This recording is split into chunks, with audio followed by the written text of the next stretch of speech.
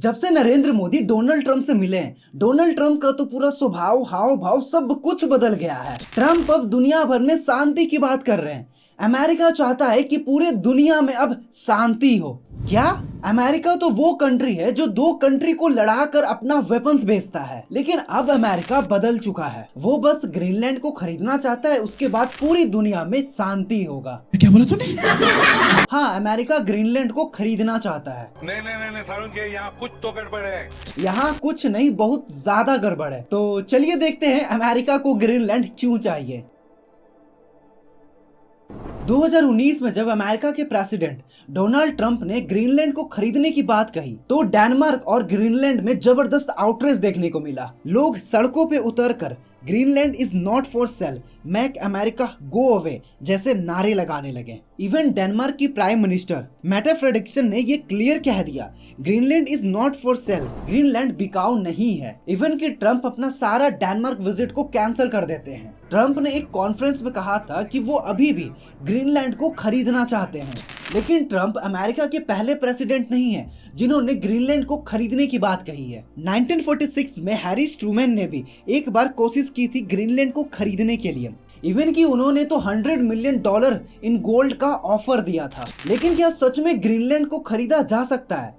क्योंकि ग्रीनलैंड दुनिया का सबसे बड़ा आइलैंड है जिसे डेनमार्क कंट्रोल करता है। यहाँ पे थोड़ा कंफ्यूजिंग हो सकता है कि क्यों डेनमार्क ग्रीनलैंड को कंट्रोल करता है। पूरी तरह से कंट्रोल तो नहीं, लेकिन foreign affairs, defence, monetary policy और इमिग्रेशन जैसे बड़े फैसले डेनमार्क लेता है, जबकि internal law, local government, police and justice और एजुकेशन ग्रीनलैंड खुद कंट्रोल में रखता है। ऐसा इसलिए क्योंकि 1721 में डेनमार्क ग्रीनलैंड को कॉलोनाइज कर लेता है और करीब 200 सालों तक डेनमार्क ग्रीनलैंड पर राज करता है। लेकिन ओवर द ईयर डेनमार्क एक कॉलोनी नहीं रहा, बल्कि किंगडम ऑफ डेनमार्क के अंदर एक टेरिटरी बन गया। डेनमार्क जबरदस्ती ग्रीनलैंड पर अपना कल्चर, लैंग्वेज इम्पोज करता था, जिससे ग्रीनलैंड के लोग सेल्फ गवर्नमेंट की डिमांड करने लगे। और इसी वजह से 1979 में होम रूल्स एक्ट पास हुआ और ग्रीनलैंड को एक ऑटोनॉमी स्टेट का स्टेटस मिल गया। खैर, इसमें हम ज्यादा डिटेल में नहीं जाएंगे। वापस क्वेश्चन पर आते हैं, क्यों अमेरिका ग्रीनलैंड को खरीदना चाहता है? इसका सबसे बड़ा रीजन है नेचुरल रिसोर्सेस। ग्रीनलैंड में दुनिया का सबसे बड़ा रेयर अर्थ एलिमेंट मौजूद है, जो electronics, batteries, military technology like fighter jets, radar, missile और ग्रीन एनर्जी जैसे चीजों को बनाने के लिए जरूरत होता है। फिलहाल China rare earth element production का 60% से ज्यादा कंट्रोल करता है और अमेरिका इस डिपेंडेंसी को तोड़ना चाहता है। ग्रीनलैंड एक गेम चेंजर बन सकता है ताकि अमेरिका चाइना से आगे निकल सके। इसके अलावा ग्रीनलैंड के वेस्ट कोस्ट के नीचे बिलियंस ऑफ ऑयल और गैस मौजूद है। पहले यहाँ पे ड्रिलिंग करके ऑयल को निकालना बहुत ज्यादा मुश्किल था, बट क्लाइमेट चेंज की वजह से आर्कटिक ओशियन का जो बर्फ है वो पिघल रहा है, जिससे ऑयल को यहाँ से निकालना और ज्यादा आसान होने वाला है। अब अमेरिका के सामने ऐसा कोई आइलैंड हो जहाँ पे इतना सारा oil, uranium, iron, gold, diamonds, platinum, zinc जैसे रिसोर्सेस हों और चाइना जैसे देश माइनिंग में इतना ज्यादा पैसे इन्वेस्ट कर रहा हो, तो अमेरिका के लिए चिंता का विषय तो है। दूसरा जो रीजन है वो है शिपिंग रूट। अगर प्रेजेंट डे में किसी शिप को पैसिफिक ओशियन से अटलांटिक ओशियन जाना हो,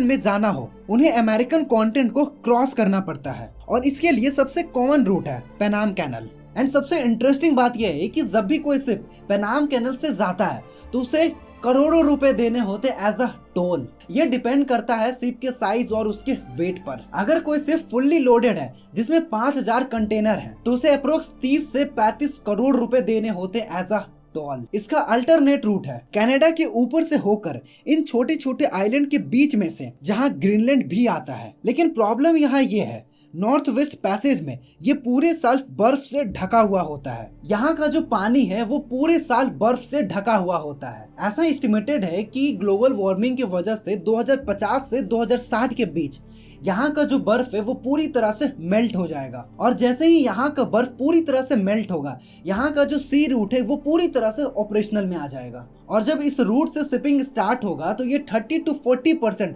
टाइम को रिड्यूस कर देगा बिटवीन यूरोप टू एशिया। इससे अमेरिका को ये फायदा होगा कि पूरे आर्कटिक ओशियन पर उसका कंट्रोल हो सकता है और इनफैक्ट चाइना और रसिया के आर्कटिक एक्सपेंशन को भी वो ब्लॉक कर सकता है। और ऊपर से अमेरिका का थुल्लू एयरबेस जो ऑलरेडी ग्रीनलैंड में है, क्योंकि यहाँ से अमेरिका अपने मिलिट्री के थ्रू नॉर्थ पोल के आसपास इजीली मॉनिटर कर सकता है।